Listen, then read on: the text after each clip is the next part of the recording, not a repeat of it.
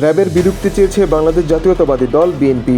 Police commission গঠন করে পুলিশকে জনবান্ধব ও মানবিক বাহিনী হিসেবে গড়ে তুলতে এই প্রস্তাব দিয়েছে বিএনপি। এই সুপারিশ বাস্তবায়িত হলে পুলিশ বিভাগের দায়িত্ব পালনের ক্ষেত্রে নানা অসঙ্গতি ও অনিয়ম দূর হবে বলে মনে করে এ দলটি। মঙ্গলবার 10 ডিসেম্বর সকালে গুলশানে বিএনপি চেয়ারপারসনের কার্যালয়ে এক সংবাদ সম্মেলনে বিএনপির গঠিত পুলিশ প্রশাসন সংস্কার কমিটির প্রধান ও দলের স্থায়ী কমিটির সদস্য হাফিজ উদ্দিন আহমদ সুপারিশনামা তুলে ধরেন। হাফিজ উদ্দিন আহমদ বলেন, পুলিশকে বাদ দিয়ে কোনো রাষ্ট্র বা সমাজ কল্পনা করা কাম্য নয়। সুতরাং প্রায় গণশত্রুতে পরিণত হওয়া সত্ত্বেও এই বাহিনীকে ছেঁটে ফেলার কোনো সুযোগ নেই। এটিকে সংশোধন করে আবার দাঁড় করাতে হবে। পতিত সরকারের আমলে বাংলাদেশ একটা পুলিশি রাষ্ট্রে পরিণত হয়েছিল। এই পুলিশ বাহিনী যাতে জনগণের প্রতি সংবেদনশীল হয়, তাদের মগজে যেন এই ধারণাটি প্রথিত হয় যে দেশের মালিক জনগণ, তারা জনগণের প্রভু নয়, তারা সেবক। এই ধারণাটি তাদের মনে ঢোকাতে আমরা বিভিন্ন সুপারিশ করেছি।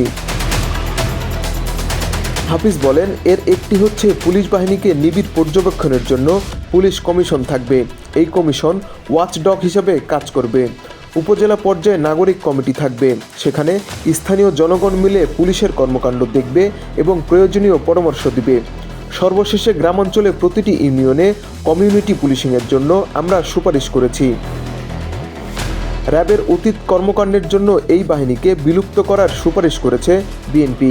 যদিও 2004 সালে খালেদা জিয়া সরকারের আমলেই পুলিশের এই বিশেষ বাহিনী গঠন করা হয়।